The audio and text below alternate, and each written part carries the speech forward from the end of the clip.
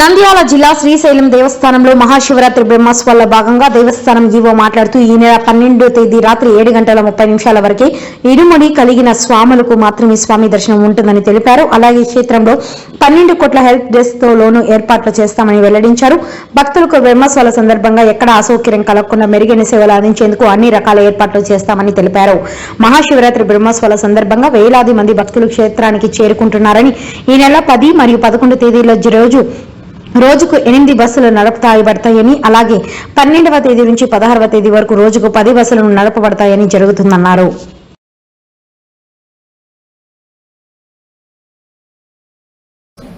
వారి యొక్క స్వామి అమ్మవారిని దర్శనం చేయడానికి సంబంధించినటువంటి వారికి మాత్రమే 12వ తారీఖు వరకు 12వ తారీఖు సాయంత్రం 7:30 వరకు స్పర్శ దర్శనాన్ని ఏర్పాటు చేయబడింది.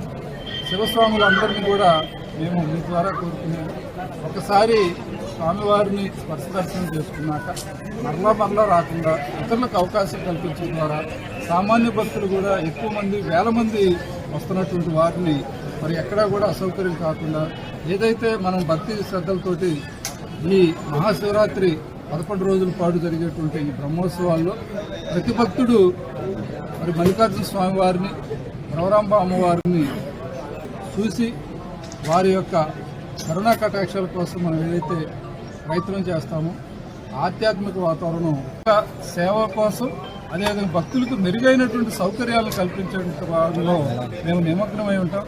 అలాంటి వాటి నుంచి ఆ దృష్టిని మళ్లించకుండా ఎటువంటి ఆ కమ్యూనికేషన్ చేయొద్దని చెప్పి, ఎవరికైనా ఏదైనా ఒక ప్రత్యేకమైనటువంటి ఇబ్బంది ఉన్నట్లుగా మనం నిర్ణయాలు తీసుకొని నిర్ణయాలతో పాటు సిబ్బందిని నడిపించుకునేటువంటి అవకాశం కూడా మేము ఆ విధంగా ఒక ప్రణాళికతోటి ముందుకెళ్తా ఉన్నాం.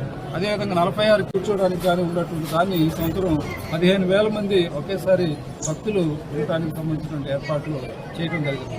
అదేవిధంగా భక్తులకు కూడా ఏదైతే అన్నప్రసాదాలు వారికి సంబంధించినటువంటి క్యూ లైన్లో పంపించడానికి, దీంతో పాటు శివ సేవకుల్ని వినియోగించుకోవడం ద్వారా పెద్ద ఎత్తున ఎక్కడా కూడా భక్తుల పట్ల చిన్న అనుచితంగా వ్యవహరించడం కానీ లేదా అనుచితంగా ప్రవర్తించడం కానీ, సిబ్బంది ఎక్కడా కసురుకోవడం కానీ కాకుండా వారి సేవలను కూడా వినియోగించుకోవడానికి ఏర్పాట్లు చేయడం జరిగింది. 12 చోట్ల మేము హెల్ప్ డెస్క్ను కూడా రోజు ఏ కార్యక్రమాలు జరుగుతూ ఉన్నాయి, ఆ కార్యక్రమాల యొక్క ఏంటి అనేది సమయాలను కూడా తెలియజేస్తా ఉన్నాం. అదేవిధంగా చిన్నపిల్లలు